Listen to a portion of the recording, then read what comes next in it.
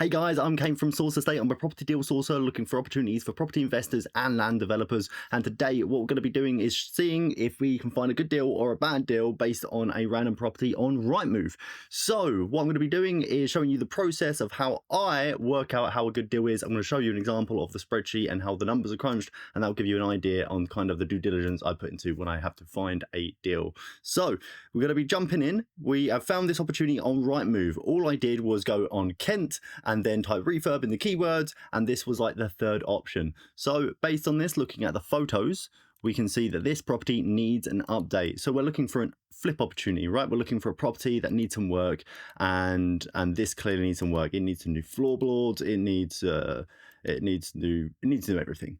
Now you need to find out the real value of the property. To do that, you need to go on the Rightmove sold prices, use the postcode for the area, go to a quarter mile or maybe a half a mile, and then look for like properties. You're looking for properties that are in a similar condition to yours and also in a end condition, so you can get prices for what it's going to be, but also what the price is of it currently. So I've done this real quick here. I've got a couple of current market value comparables. So this is a good example. As you can see, it needs completely updating, and then we've got this one over here as well, and as you can see, same kind of build. It's better condition. Here's another example.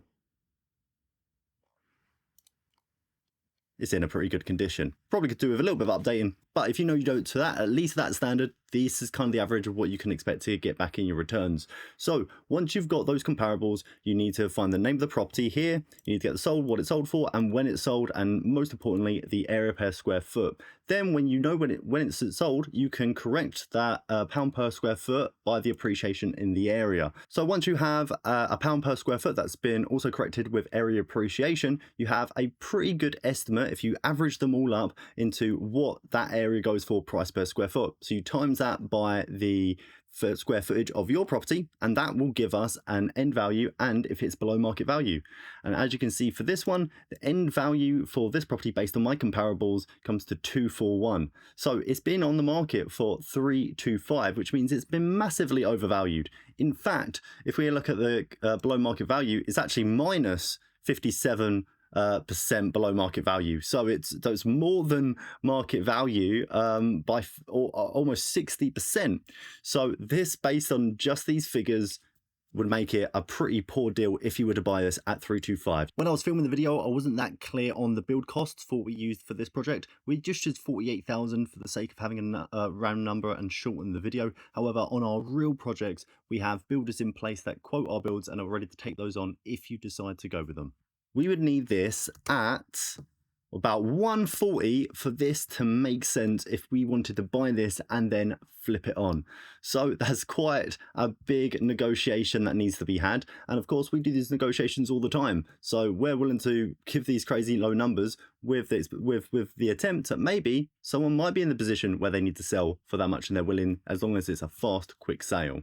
But let's say you're not interested in a flip. You want to do something up and then rent it out. You need to look at the local rent in the areas. There's lots of softwares for this. You can also just go to agents in the area and ask them what you think it would rent out for. But let's say this rents out for an average of $900 a month. After you deduct 10% for maintenance, 12% for management fees if you want to have that hands off, then you're looking at getting a profit of £8,000 a year or a return on investment of 4.09. So, you know, probably not the best return if you're looking for big cash flow. This would make more money as a flip if you were to get it for a purchase price less than that. But on top of that, you need to know if you can pull out some of your money to invest into your next property, is that going to stack up? So I have a little calculator down here that works that out. And as we can see, as a buy to let, the more money you pull out, the more expensive it gets. This wouldn't work very well as a buy to let unless you wanted to keep all your money in and you're happy at getting a 4.09% return. The next thing you do is, based on the area, would it work as an HMO or would it work as a service accommodation? This one in particular wouldn't work as an HMO. It doesn't have enough bedrooms.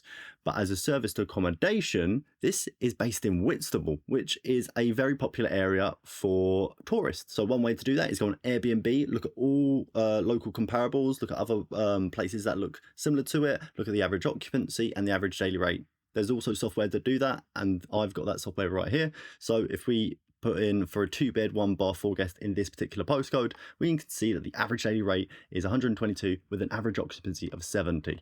And it gives us all the other comparables. As you can see, loads of other people are renting out their bungalows, so R1 would be a good opportunity to rent out like that. And so when we put the figures in here, we can see we actually get double the ROI if you were just doing it as a simple buy to let. We're making £16,000 in profit and 8.18% return on investment after maintenance, booking fees, and management fees. So hands off, double the profit.